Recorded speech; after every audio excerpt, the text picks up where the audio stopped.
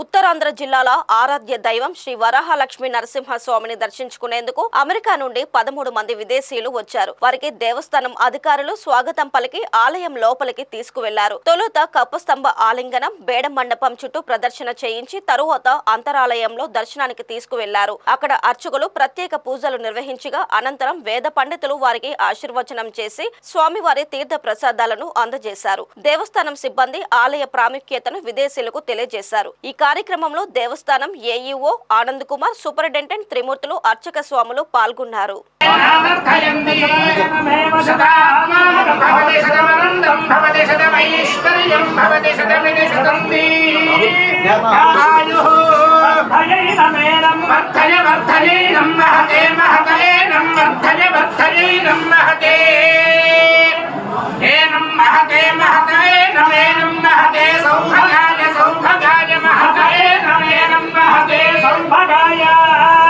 महते सौभागाय सौभागाय महते महते सौभागाय विश्वे विश्वे सौभागाय महते महते सौभागाय विश्वे सौभागाय विश्वे विश्वे सौभागाय. East Coast, and this is my second time to the temple, and each time has been better than the last.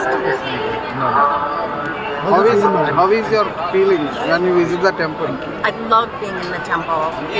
It's an experience that I keep with me all year long, and I've thought about it again and again. You feel the blessings, you feel just the love that's in the temple, and I feel blessed that I have an opportunity to come back for a second time. How is your experience when you are in the temple? It's very peaceful. I find it calming, and I don't think about other things. I just concentrate on being there and being in the moment, and so that makes it very special for me. And like all the outside world just goes away, and you just concentrate on getting the blessing and praying for the people that you need to pray for, and for all the things you want to happen in the world. So I feel very, very lucky to be able to come back. పేరు సునీత. మేము US నుండి వచ్చాము. మాతో పాటు మా friends, colleagues అందరినీ కూడా మేము తీసుకొచ్చాము.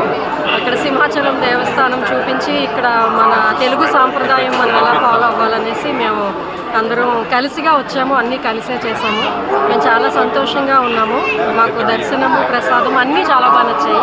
మేము మళ్ళీ వస్తాము.